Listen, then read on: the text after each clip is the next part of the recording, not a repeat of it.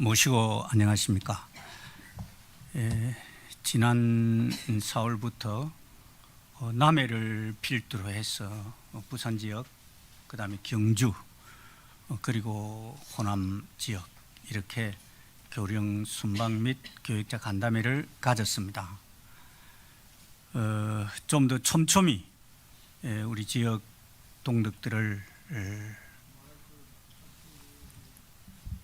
만나야 될 텐데 그러지 못하고 조금 대강대강 이렇게 한 것 같아서 죄송하기 그지없습니다. 다음 기회에 못 가본 곳도 한번 찾아뵙고 말씀을 나누는 그런 기회가 있었으면 좋겠습니다. 오늘 서울을 중심으로 한 이 중부지방 순방이라고 할까요? 자주 봤습니다만은 교육자 간담회 갖게 되어서 대단히 고맙고 반갑습니다. 수은 대신사께서 우리 도를 창도하시고 도를 어떻게 펼칠 것인가 아마 깊이 사유하셨을 것입니다.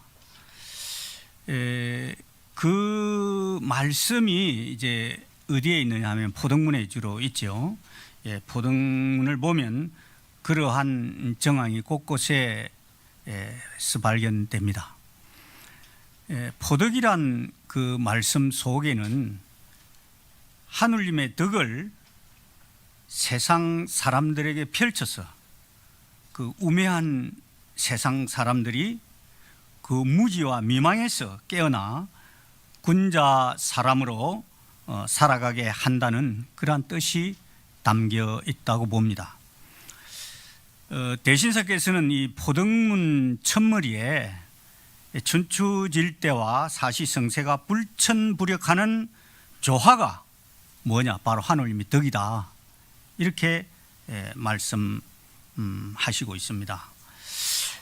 그런데 사람들은 이와 같은 조화, 즉 우로지택을 그저 저절로 되는 것으로만 알고 그 고마움을 모른다 이 말씀이죠.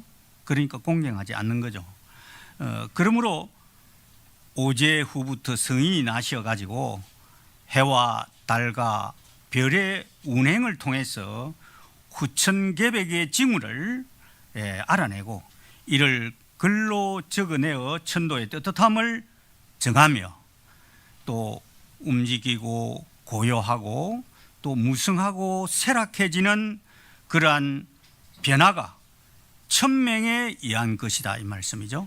그래서 천명을 공경하고 천리를 따르게 하였습니다. 이처럼 천명을 공경하고 천리에 따라 사는 사람은 군자가 되고 학문은 도덕을 이루고 그래서 그 도는 천도요 덕은 천덕이라고 밝혀 놓으셨습니다. 그러나 당시 대신사께서는 온 세상 사람들이 각자 위심하여 천리를 순종치 아니하고 천명을 공경치 아니하므로 마음이 항상 두려워 어찌할 바를 알지 못하였다고 수레하고 있습니다. 경신인에 와서 전해 듣건대 서양 사람들은 천주의 뜻이라 하여, 천주라고 서양은 그때 서학이고 서학에서는 천주를 하느님이라고 하죠. 여기 천주를 하느님이라고 서학에서는 번역합니다. 우리는 하느님이라 하지만요.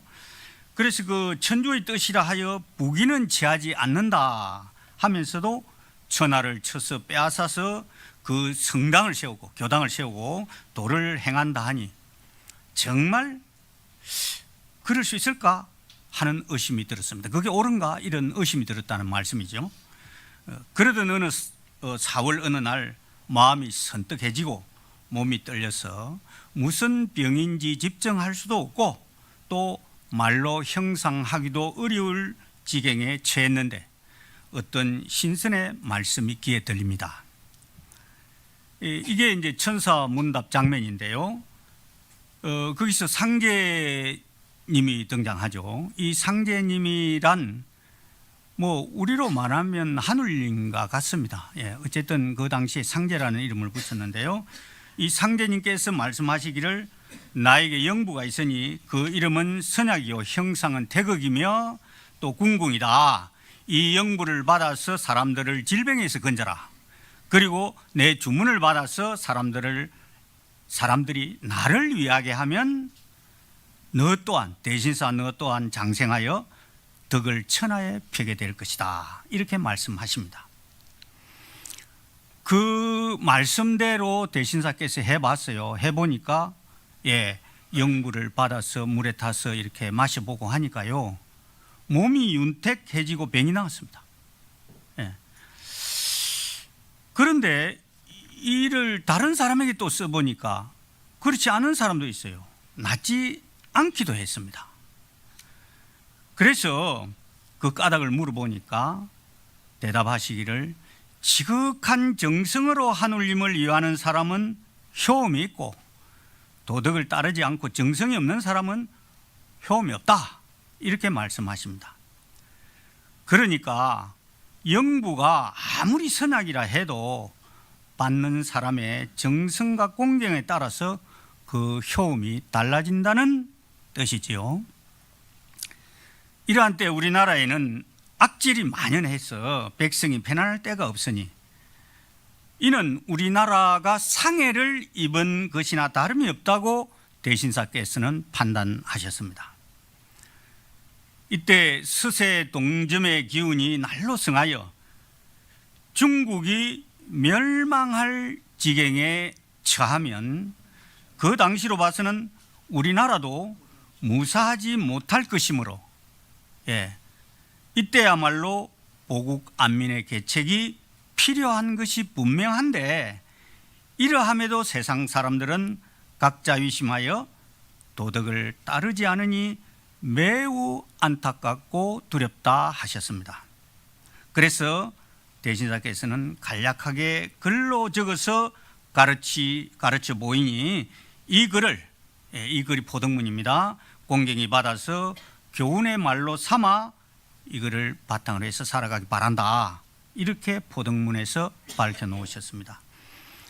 이 말씀 속에는 하늘님을 믿고 천도를 믿는다면 도를 받아서 지키고만 있을 것이 아니라 도를 적극적으로 펼쳐나가야 한다는 뜻이 담겨 있다고 봅니다. 우리가 도를 공부하고 수도하는 이유는 개인의 자아 완성이 목적이기도 하죠. 그렇지만 궁극적으로는 세상을 하늘 세상으로 만들기 위한 거기에 있다 이 말씀입니다. 그 목적이. 하늘 세상 건설을 위해서는 세상 사람들에게 천도를 전파하는 일이 무엇보다도 중요합니다. 세상 사람들에게 천도를 전파하는 일, 이게 뭡니까? 이게 포덕입니다. 그런데 포덕문의 가르침을 망각하고 자기 혼자 도취하여 한 걸음도 더 나아가지 못하는 교인들이 또 많이 있는 것 같아 안타깝기도 합니다. 우리 도는 혼자만이 수도에 빠져 지낸다고 해서 다 되는 것이 아닙니다. 자기가 대강령을 모시고 영부를 받을수록 어떻게 해야 됩니까? 자만에 빠져서는 안 되죠. 더 낮은 자세로 대인전문을 한다면 그것이야말로 대신사의 말씀을 제대로 실천하는 것이라고 생각합니다. 대강령을 모시고 영부를 받은 그 힘을 실제로 포덕하는 데 정성 들여 쓰지 않으면 하늘님의 뜻을 온전히 받은 것이라고 할 수 없다는 말씀입니다. 수은 대신사께서 포덕문에서 말씀하신 것은 자기 개인만이 아니라 세상과 세상 사람들을 위해서 정성 들이고 힘을 써야 한다고 하신 것입니다. 이게 천도교의 사회성 또는 역사성 이런 것이죠. 그래서 이러한 천도교가 지니고 있는 사회성과 역사성을 망각해서는 천도교를 제대로 믿는다고 할 수 없는 이유가 여기에 있습니다. 오히려 은도 시대에는요, 포덕이라는 말을 구태여 하지 않아도 이렇게 억지로 모으려고 하지 않아도 사람들이 많이 모여들었어요. 뭐 그때는 지금처럼 뭐 홍보 매체도 없었을 테고요. 참 어두운 시대죠. 그러니까 인위적으로 뭐 모으려고 해도 잘 안 되는 거예요. 그러니까 어떻습니까? 저절로 모여들어야 되는 거죠. 그런데 어떻게 됐습니까? 마치 그 야생 동물들이 그 어떤 그 우물 가로 모여들듯이요. 사람들이 스스로 갈증을 느끼고 설법을 듣고자 모여들었습니다. 우리 스승님의 설법과 삶, 그 자체가 세상 사람들이 찾는 오아시스와 같았습니다. 누가 일부러 모으지 않아도 모여들고 설법을 들은 뒤에는 스스로 제자되기를 원하여 스승을 보살피고 정성으로 스승님의 가족을 돌보는 사람이 부지기수였습니다.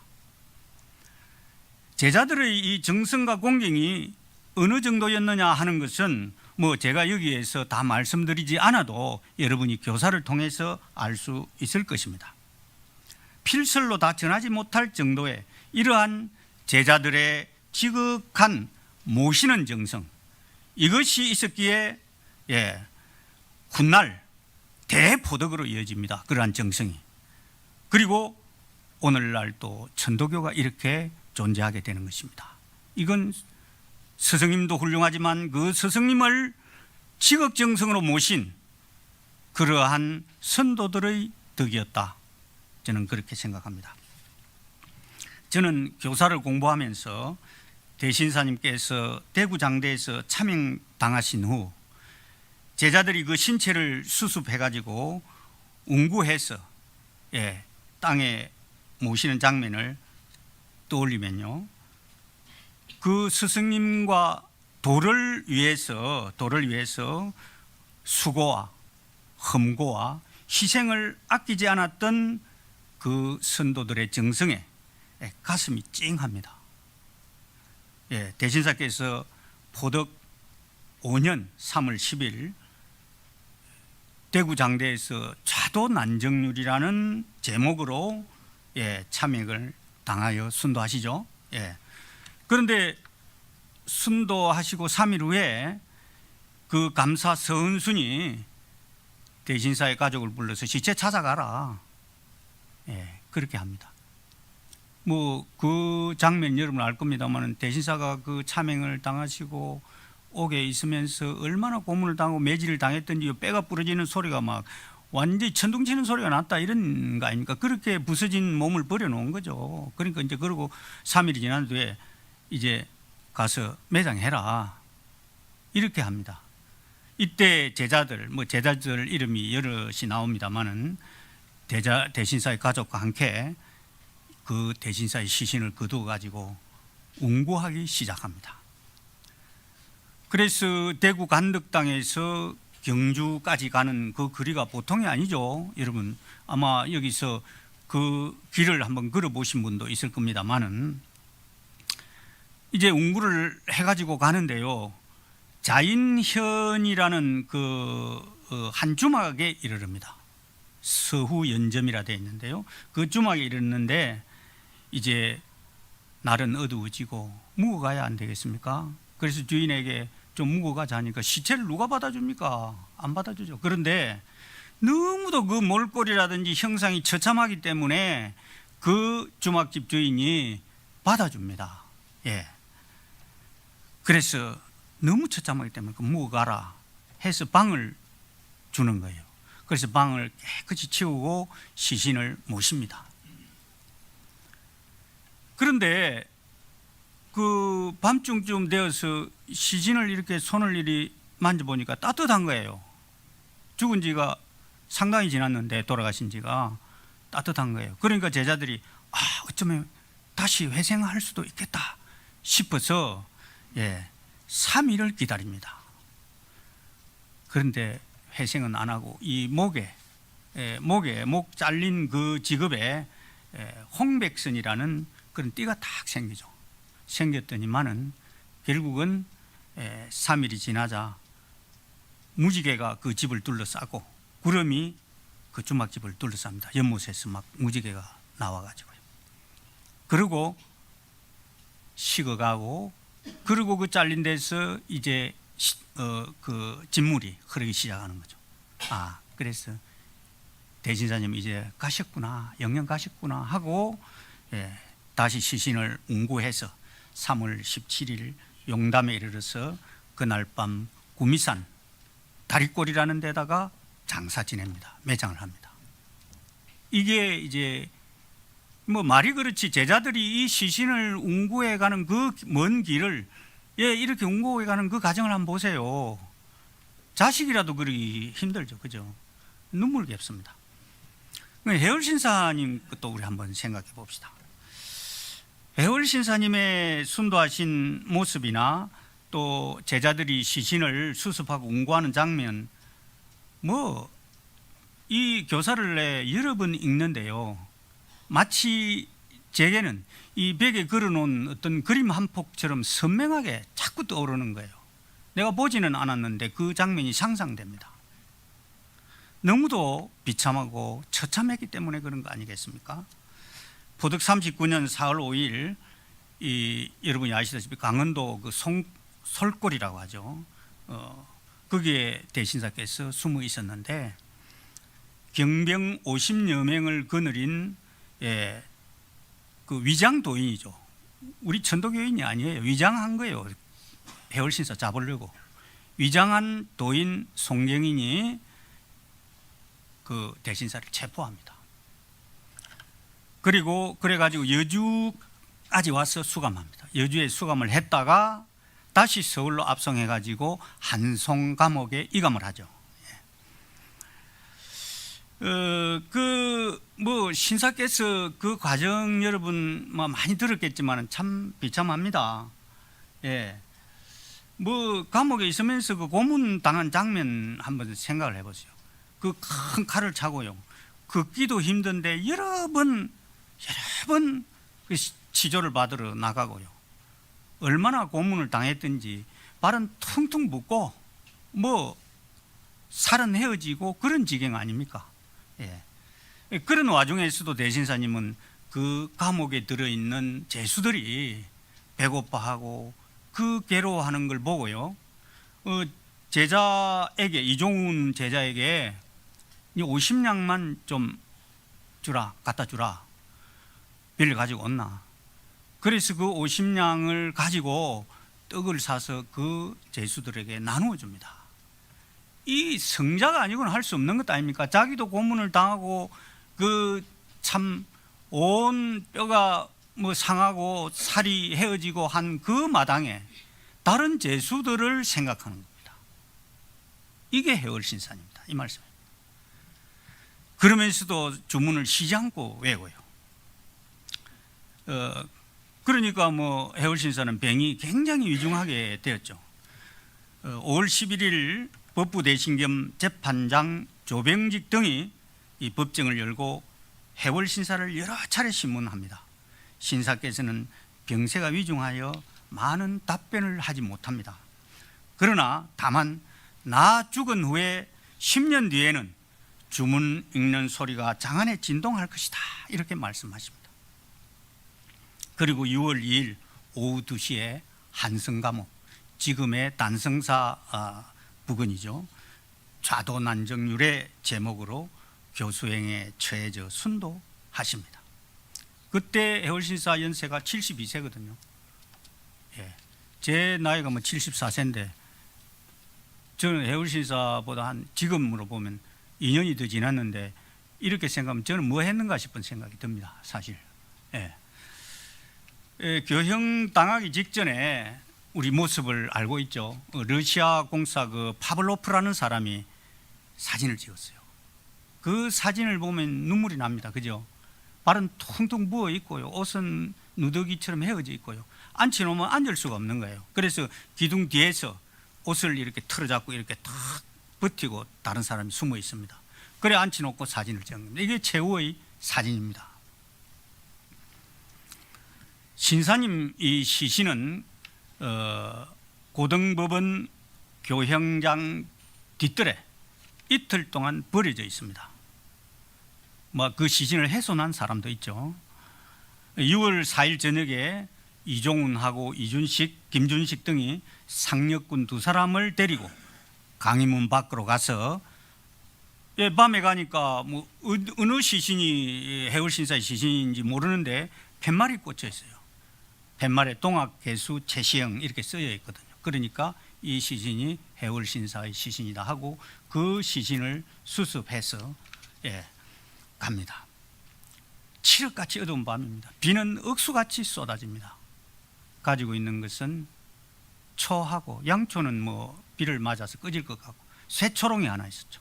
쇠초롱 꺼질 것처럼 이토록의 깜박입니다. 그걸 들고 시체를 찾아서 그 시체를 등에 지고 말이에요. 등에 업고 밤새워서 엎어질 듯 자빠질 듯 송파까지 갑니다.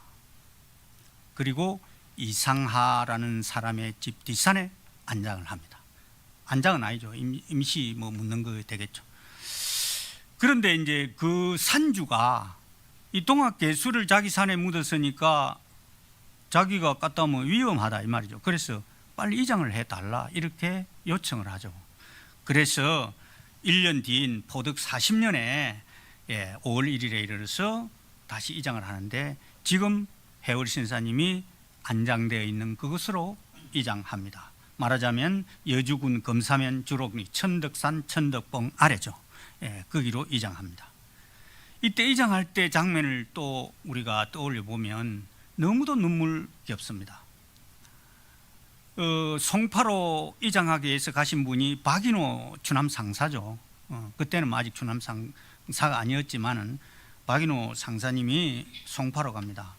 송파로 간 그 박인호 상사님은 이 칠성판에다가, 칠성판은 시체를 앉히는 판이죠. 거기다가 무덤을 파서 그 유골을 그 머리 부분부터 이렇게 칠성판에 딱 순서대로 이렇게 늘어놓고요. 강목으로 딱 쌉니다. 감아요. 그리고 비가 오니까요, 기름종이라 가지고 또 그거를 한 번 더 쌉니다. 그렇게 하고 그 칠성판을 짊어지고 그때부터 천덕산까지 오는 겁니다. 그 거리가 상당히 멀단 말이죠. 그런데 뭐 비는 억수같이 오죠. 그런데 시신은 상하지 않게 이렇게 모시고 가야 되니까 그 고생이 이루 말할 수 없었을 것입니다. 비가 억수같이 오니까 더 나아갈 수가 없어서 고갯마루, 엄턱마루라고 되어 있습니다만 엄마루턱에 있는 외딴 주막을 찾아갑니다. 대신사 때는 방을 비워주죠. 해월신사 때는 방에 못 들어오게 하죠. 그러니까 마루 끝에다가 그 시신을 칠성판을 놓고 그거를 추남 상사께서, 이 추남 상사도 뭐 그때 몸이 그렇게 좋지는 않아요. 이 지팡이를 짚고 밤을 새워 시립이라 되어 있습니다. 서서 모신단 말이죠. 서서 스승님을 모시고 밤을 새웁니다. 그 어느 자식이라도 그래 하겠습니까? 요새 뭐 부모 돌아가면 뭐 장례 식장에 몇 개 뿌리고 뭐 어떤 자식이 집에 가서 쿨쿨 자고 오기도 합니다. 이런데 그 마루 끝에다가 해월신사 시신을 이렇게 모셔놓고 자기는 서서 밤새도록 서서 주문해 오면서 지켰다. 이게 또 추남 상사예요. 정말 눈물겹지 않습니까? 그리고 이제 비가 살 그치면서 새벽이 되자 유해를 다시 등에 지고 걸음을 재촉해서 원적산에 도착합니다. 거기에 기다리고 있던 분이 이제 손뱅이 의암승사를 비롯해서 여러 동학도들이 지키고 있다가 그 시신을 받아서 함께 거기에 안장하였습니다.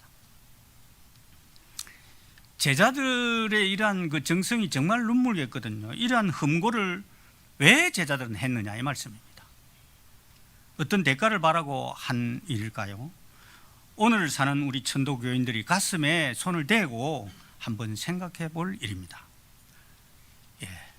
포덕은 그저 일어나는 것은 아닙니다. 대신사 시대에 그렇게 관의 지목이 심한 가운데에서도 사람들은 은밀하게 도에 들어왔습니다. 마치 검은 땅 밑으로 지하수가 흐르듯 사람들 사이로 동학이 번져나갔죠. 그 힘이 대단했습니다. 그러니까 조정에서는 두려워했죠. 두려워할수록 더 탄압한 거예요. 대신사 순도하신 36년 뒤에는 아예 동학의 씨를 말리고자 해월 신사마저 교행에 취했던 것입니다. 예. 그러나 조정과 관의 이러한 탄압에도 불구하고 천도의 떳떳함은 사그라지지 않고 이후 의암성사의 영도력에 힘입어 더욱 활활 불타오르게 됩니다. 의암성사님은 천도의 떳떳함을 펼치기 위하여 동학을 천도교로 대고 천하하죠. 곧 현도 기념일이 다가옵니다마는 종로 내거리에서도 주문을 외울 수 있도록 현대 종교로서의 체제를 갖추고 포교를 해 나갑니다. 마침내 그 엄혹한 일제 지하에서도 300만이라는 교도를 지니게 되고 천도교의 중흥 시대를 이루어냅니다. 대단한 거 아닙니까? 예. 뭐가 이렇게 했을까요? 예, 제자들의 정성입니다. 앞에서 내가 제자들이 그러한 눈물겨운 정성을 바쳤다 하는 걸 말씀드렸듯이 그런 정성이 있었기에 이러한 300만 교도의 시대를 열었다 이 말씀입니다. 아시다시피 이 시대에 대교당을 짓는다는 명분으로 성금을 모으죠. 그런데 사실은 독립운동자금 모금의 한 방편이기도 했습니다. 3.1운동으로 많은 희생을 치렀지만 또 불교, 기독교까지 참여하게 해가지고 종파의 벽을 뛰어넘어 민족이 하나로 단결하는 역사를 이루어냅니다. 이 3.1 독립운동으로 말미암아 일제 치하의 우리 민족이 더욱 단결하고 민족 혼이 되살아났습니다. 결국 이 정신으로 우리는 사반세기가 더 지난 후에 대한민국 독립을 할 수 있었습니다. 그렇지만 천도교는 독립운동의 모든 에너지를 쏟아부은 탓에 기진맥진한 데다가 일본이 천도교 재산을 대부분 몰수합니다. 여러분 이 교사를 보면요, 일본 놈들이 우리 재산 몰수해 간 게 쫙 나타나 있는데요, 어마어마합니다. 뿐만 아닙니다. 불까지 태웠어요. 우리 조계사가 보성사 출판사 터 아닙니까? 보성사 어째서 없어졌습니까? 물태워서 없앴습니다. 독립선언서 인쇄했다고. 예. 그리고 이제 식민 잔재 세력, 또 서구 세력 이런 압박에 의해서 우리 천도교가 세잔해질 대로 세잔해지죠. 그런 와중에서도 교헌을 만들고 각종 제도를 설치하여 현대 종교로서의 면모를 갖추어 갔지만 포덕 상황은 그렇게 나아지지 않았습니다. 지도자들이 포덕에 대한 의무보다는 교인들이 도에서 이탈하지 않게 하려는 생각에서 더 보수적이고 엄격하게 교단을 경영하는 바람에 도의 확장성이나 전파성이 경직되어 포덕이 원활하지 않았습니다. 그 300만 교도가요 오래가지 않습니다. 3.1 운동할 때 300만이 그 뒤에요 100만으로 줄어듭니다. 기록에 보니 100만으로 줄어들더라고요. 지금 100만 됩니까? 안 된단 말이에요. 계속 내려막길이다. 왜 그러냐 한번 봐야 돼요. 우리가 지금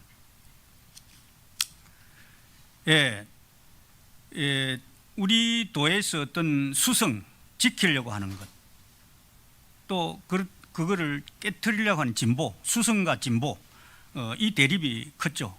교단에 큰 상처를 남겼습니다. 한때는 교원 이거 필요 없다, 교원이 있으니까 안 되겠다, 교원 없애야 돼, 교원을 폐지합니다. 폐지하고요 불문법으로 교단을 운영하던 때도 있었습니다. 그것도 일리는 있어요. 교원이 엄하면 엄할수록 자유롭지 못하죠.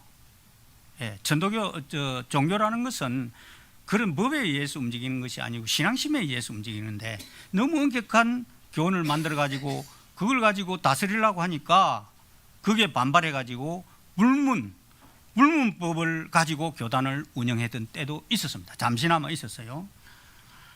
동기일체하여 보다 적극적이고 진취적인 포덕 방안을 마련하고 실천하지 못했습니다.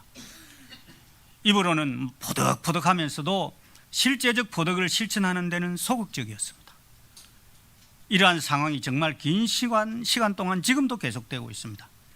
AI 시대를 살아가는 오늘까지도 그러한 틀을 부수고 떨쳐 일어서지를 못하고 있습니다. 이제 우리는 달라져야 합니다.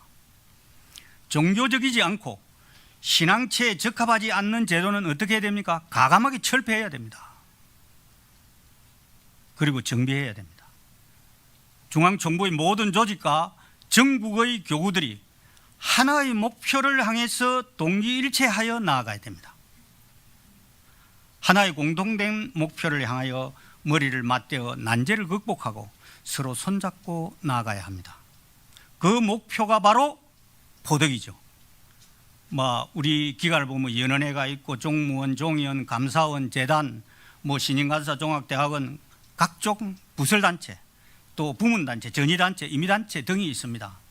이 모든 기관들이 하나의 목표, 포덕을 향해서 나아가야 된다, 이 말씀입니다. 여기 틀렸다고 말하실 수 있는 분이 있습니까? 그건 뭐 때문에 설치했습니까? 뭐 때문에 신인간사 만들고 종합대학원 만들었느냐 이 말입니다. 최종적인 목표는 포덕이다 이 말씀이죠. 포덕 이루어내지 못하면 아무 쓸데없다 이런 뜻입니다. 그리고 교단에서 일하시는 교역자들은 모든 일을 돈의 논리로 해결하려고 해서는 더 어려워질 뿐이라는 것을 명심해야 됩니다. 종교인의 기본 자세는 봉사와 흠고를 통한 자기 희생입니다. 어떤 대가를 바라고 움직여서는 성과를 낼 수 없을 것입니다. 물론 우리 교단에 어떤 대가를 바라고 일하는 사람은 없을 것입니다만 진정한 마음에서 우러나오는 자기 희생과 봉사로 포덕해야 힘이 실리고 당당해질 것입니다. 학식이 높은 분은 학식으로 재능 기부해야 되죠. 재능이 있는 분은 재능으로, 재정력 능력이 있는 분은 재정적으로 봉사해야 됩니다. 노동력이 뒷받침되는 분은 노동력으로 교단을 위해서 정성 봉사하고 흠고 희생해야 할 것입니다. 이러한 정성 봉사와 흠고 희생이 곧 포덕입니다. 재정 상태가 좋지 않아 돈이 모자랄 때는요, 모자라면 모자란 대로 해야 됩니다. 없을 때는 없는 대로 헤쳐나가야 되죠. 예, 그거 짜증내면 안 돼요. 없다고 한탄해도 안 되고요. 그래야 진정한 포덕꾼이라고 할 수 있습니다. 이러한 정성 봉사 자세, 그 다음에 흥고를 감당하는 자기 희생의 자세가 바로 진정한 포덕의 자세라고 저는 생각합니다. 예, 해월신사 법설 포덕편 오늘 경전 보도했습니다마는 거기에 방안이 어느 정도 구체적으로 나와 있죠.